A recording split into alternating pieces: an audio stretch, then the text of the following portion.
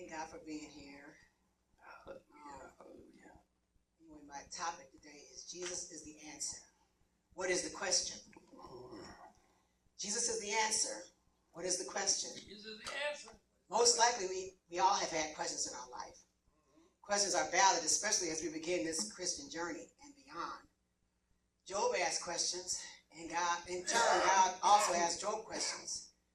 God chose not to directly answer the questions of the wise that Job sought, and Job couldn't fathom the answers to the questions God asked him. Right. But he maintained that I know my Redeemer liveth, and though he slay me, yet will I trust him. We may ask the question, where is the peace? Jesus said, I come not to bring peace, but division and a sword. We may ask the question, where is the love? For God so loved the world that he gave his only begotten Son. You ask the Lord for more patience. Subsequently, you're asking him for tribulations and trials. We seek prosperity, which entails restrictions on spending and using our resources in a disciplined way of life, not being wasteful or impulsive, therefore using more self-control. When questions of doubt and despair floods our thoughts, remember, don't let your past haunt you. Thank God for his forgiveness and live in the now and go forward into the future. When we decide to make Jesus our choice, we do so knowing some family and friends may not approve.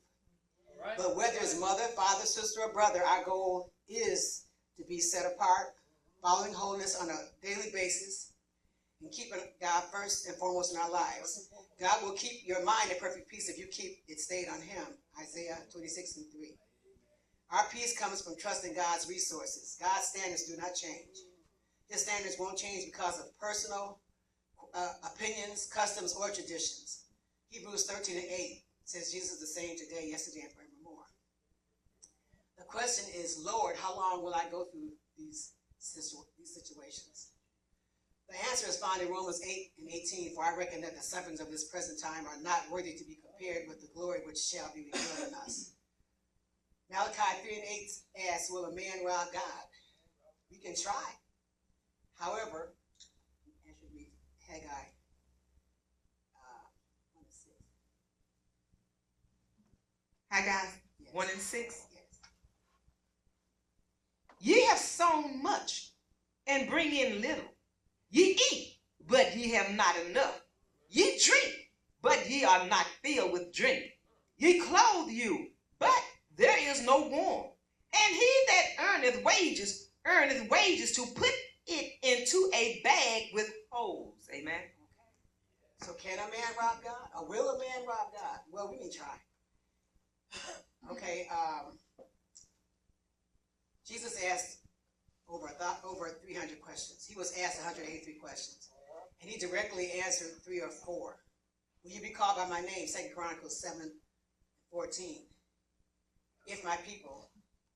So we always say it's not about us. What do we say? It's not about you.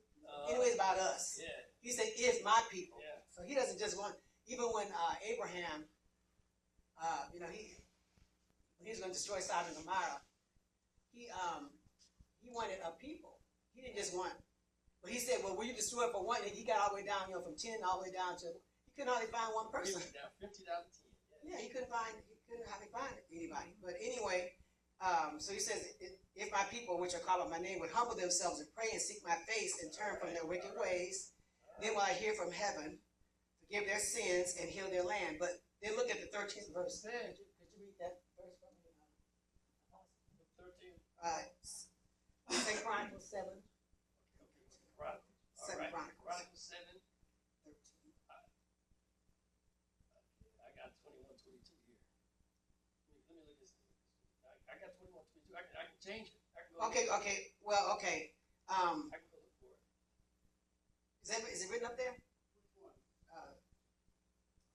13th verse. 13. Yeah, 7. Okay. The 13th verse says, if I send pestilence among if God sends pestilence among his people, there's a conditional agreement that if we turn. Okay, so right before everybody quotes the 14th verse. We always quote, if my people which are called by my name. But the 13th verse, the verse right before that one, talks about if he sends pestilence among his people, then if my people. call my name and humble themselves and turn, seek his face, then he will turn the event. So that's an if. So if there's an if, how's that go, Apostle? It's conditional, right? Yes. Okay, it's conditional. So there's a conditional agreement that if we turn, we will also turn, he will also turn the events into our favor. So Jesus is the answer, but if we're willing to seek his face on a regular basis, not just for a convenient time, we have to commit ourselves. The question is, are we willing to commit even when things are not ideal? Deuteronomy 23, 28 and 13. Do you have that one? Or did I give you that? Deuteronomy 28. 28 and 13.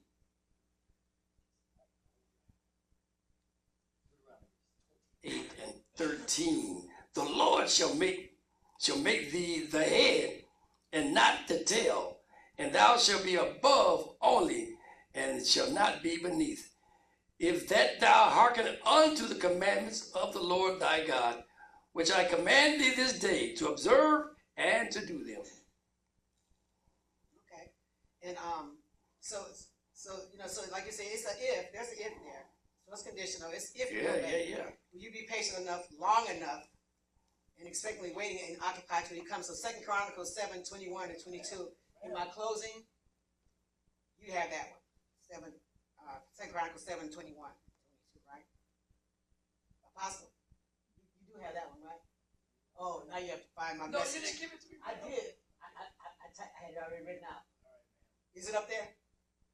I'm looking at it.